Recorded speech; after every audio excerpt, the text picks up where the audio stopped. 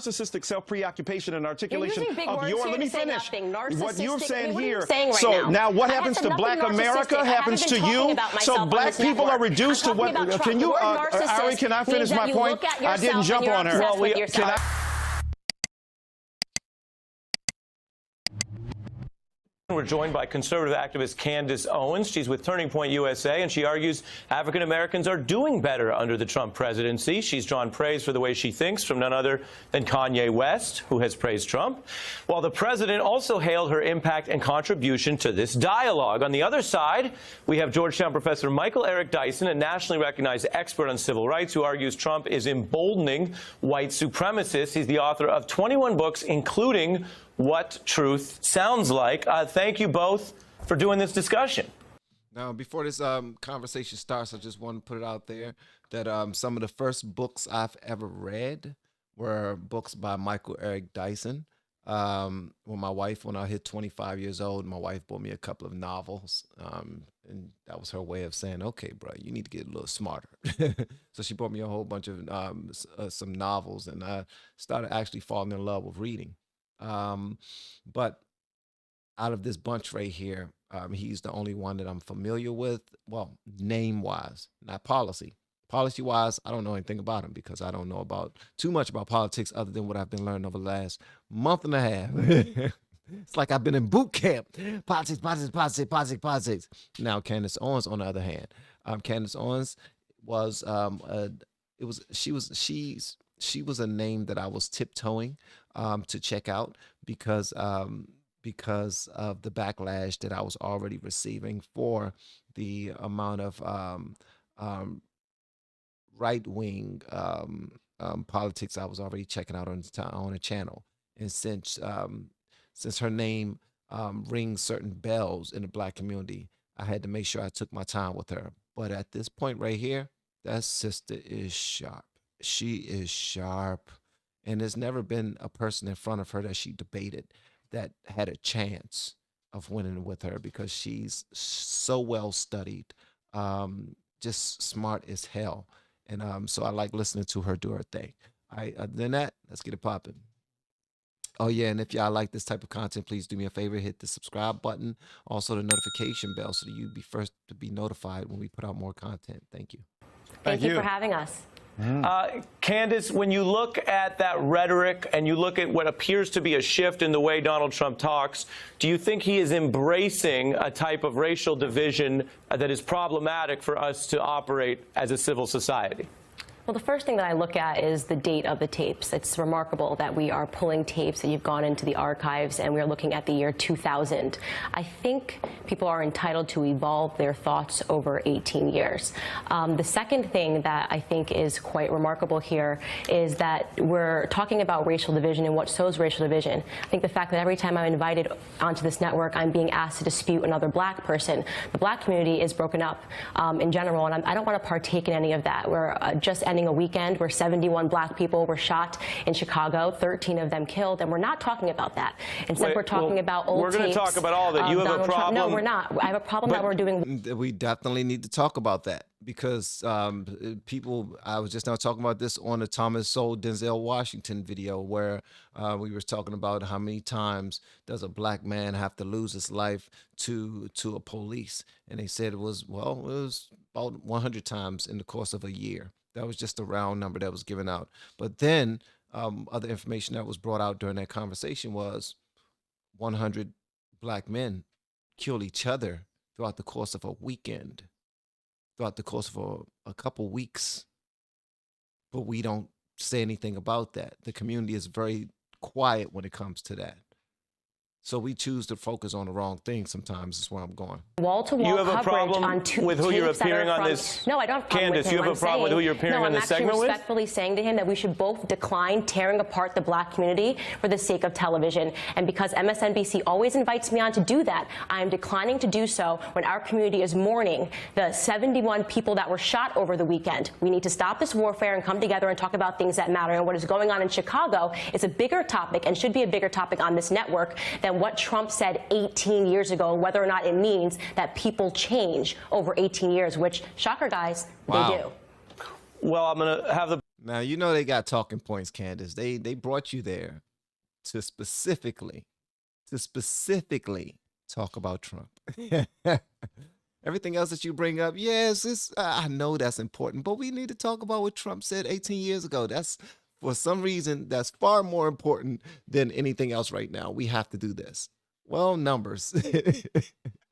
Numbers, algorithm. We got to talk about Trump. That's all we talk about. Trump. We talk about Trump, just like Skip Bayless and Shannon Sharpe and everybody on these basketball networks. Every single day they got to talk about LeBron James. Huh? LeBron James. And when they talk about LeBron James, Skip Bayless always bring up, Skip always bring up Michael Jeffrey Jordan to combat that. But hey, Trump was the flavor of the day for this one right here. So let's talk about it. The professor respond, but I have to respond on behalf of myself. You knew what you were invited to discuss, and we're happy you're here. It's very important to me in this show that we have these conversations and invite a lot of people of all perspectives. If there's a problem with that, I think you knew what the invite was to begin with. Professor Dyson, your thoughts? Well, look, we're dealing with a person who has not only radically emboldened the prospects of bigotry in this country, the resurgent, recrudescent hate that he has articulated. If you can't beat him, coin him. So he opposes Pat Buchanan on the one hand when it's to his own political advantage, and then subsequently when the real belief. My man do have a whole bunch of big words.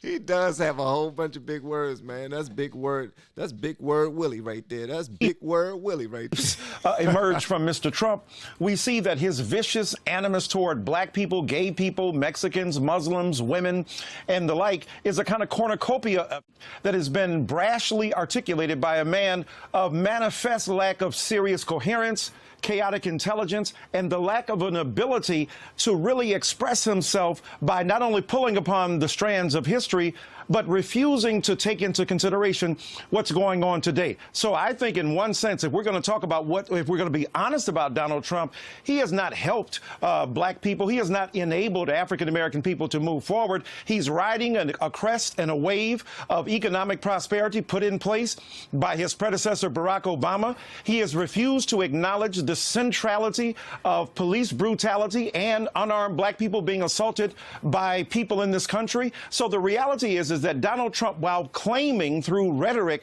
to be for the blacks, what he has done is undermined the capacity of African-American people to exist in a country where it's not only about the economic facts and the wherewithal that we contend with, it is about the tone, it is about the rhetoric, it is about the atmosphere that has been unleashed here. And Donald Trump has done something very dangerous and destructive. He can't see the difference between an anti-fascist and a person who supports it. He can't see the difference between somebody who's against black people and who is for them. So when he draws false equivalencies between both sides, he negates the ability to say, look, I believe in rational civil discourse in America, but I take a side morally and politically. We are now 53 years to the date. For a quick second. 53 years, let me finish this. 53 years beyond the date of the voting. Let me finish this. We'll go to the professor and then we'll go back to you, Candace. Professor Dyson, you can finish and then we'll go back to Candace. Here we are 53 years past the Voting Rights Act. We've seen the resurgence of an attempt to nullify and destroy that black vote. We've seen attempts to somehow